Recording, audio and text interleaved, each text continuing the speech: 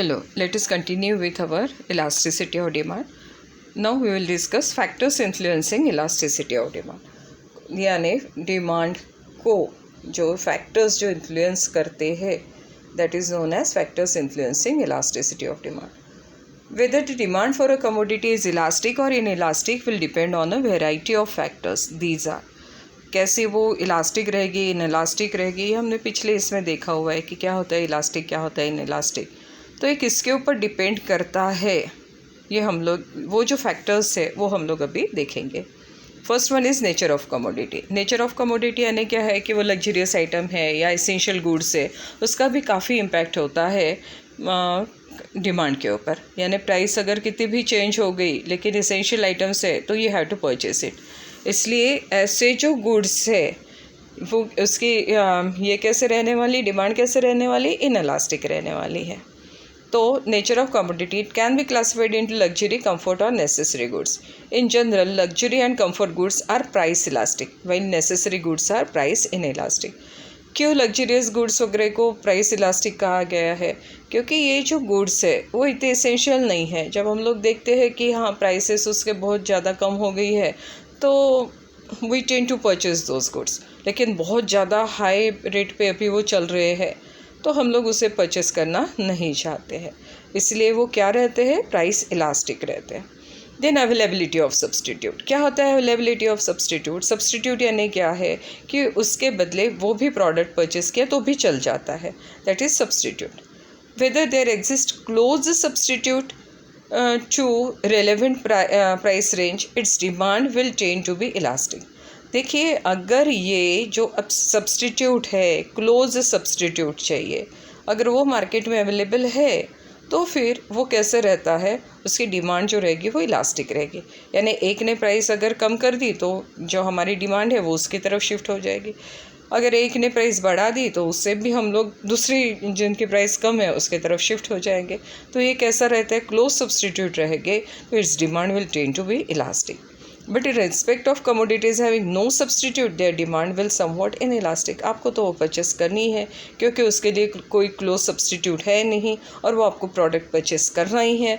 तो इसके वजह से जिसका क्लोज सब्सटीट्यूट नहीं है उसकी जो डिमांड रहती है वो जनरली इन इलास्टिक रहती है.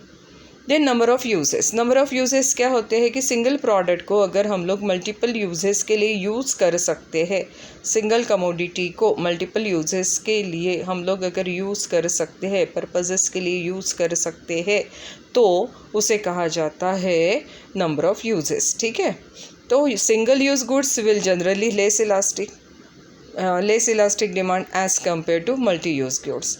देखिए कि वो मुझे उसमें ही यूज़ करना है और उसके बगैर मेरे पास कोई और चारा नहीं है, मैं कोई और कमोडिटी उसके बदले में यूज़ नहीं कर सकती हूँ, तो ऑब्वियसली उसकी जो ये रहेगी वो कैसे रहेगी, लेस इलास्टिक रहेगी डिमांड. लेकिन जो मल्टी यूज़ गुड्स है उसकी कैसे रहेगी, इलास्टिक रहेगी. बराबर है. यानी समझ लीजिए कि एक ये जो है कौन सा हम लोग एक एग्ज़ाम्पल ले सकते हैं कि उसे हम मल्टी यूज़ के लिए भी एक कॉफ़ी ले लीजिए. बराबर है. पहले कॉफ़ी हम लोगों को पता था कि कोल्ड कॉफ़ी या हॉट कॉफ़ी हम लोग पी सकते हैं, तो उसका वो सिंगल यूज़ था. बराबर है. यानी ड्रिंकिंग के लिए हम लोग उसका यूज़ कर रहे थे. तो क्या है कि हमें वो उसी के लिए यूज़ करना है. लेकिन हम लोग देख रहे हैं अभी कॉफ़ी के मल्टीपल यूजेस भी है. कौन से हैं मालूम है आपको? एक तो है आप उससे आजकल केक में भी इस्तेमाल कर सकते हो, आपके फेस पैक में भी इस्तेमाल कर सकते हो, और चॉकलेट्स भी बना सकते हैं, कॉफ़ी बाइट्स वगैरह जो है वो. तो ये क्या है, अगर उसकी प्राइस कम हो गई तो आप उसका मल्टीपल यूज़ करोगे तो क्या हो जाएगी, वो इलास्टिक हो जाएगी उसकी डिमांड. लेकिन सिंगल यूज़ ही है, जैसे चाय है, चाय के लिए यूज़ किया, पीने के लिए ही है.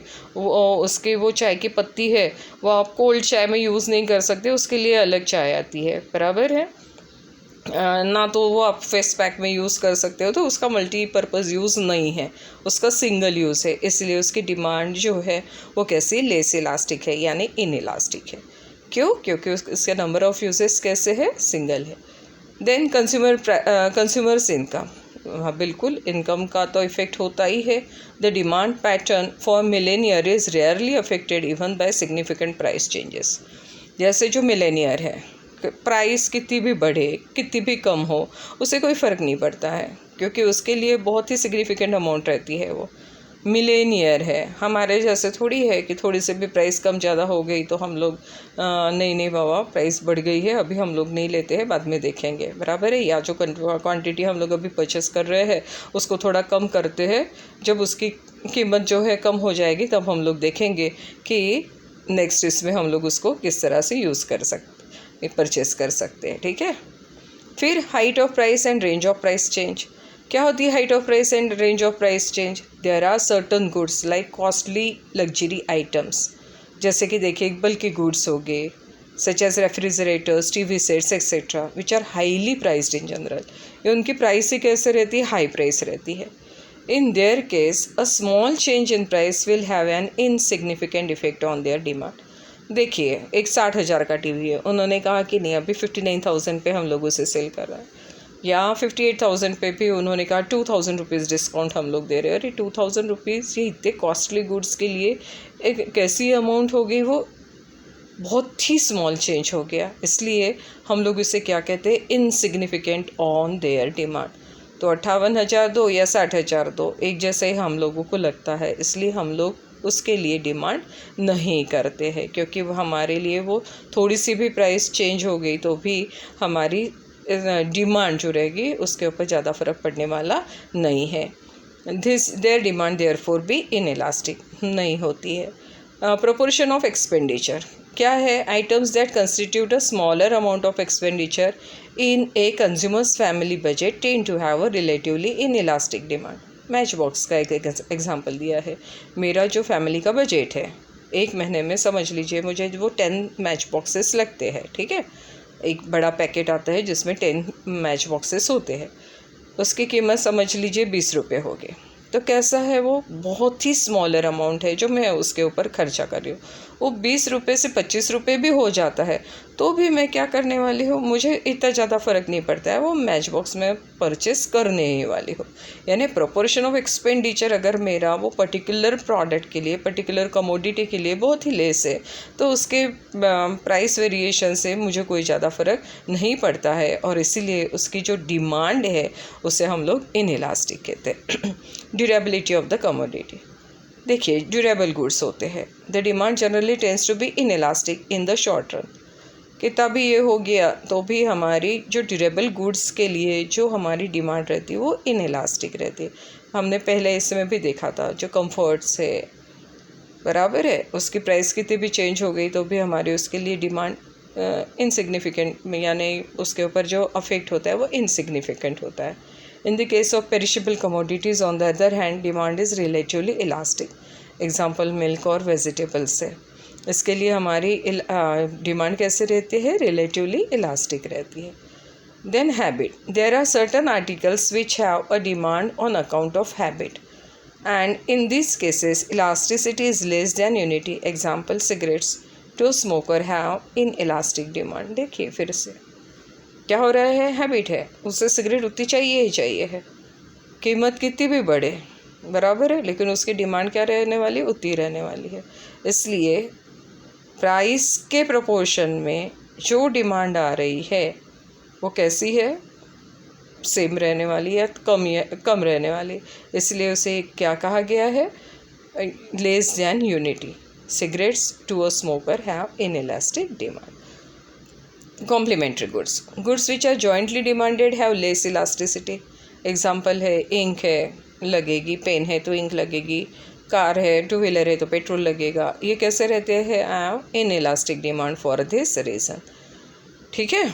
Then time in the shorter period.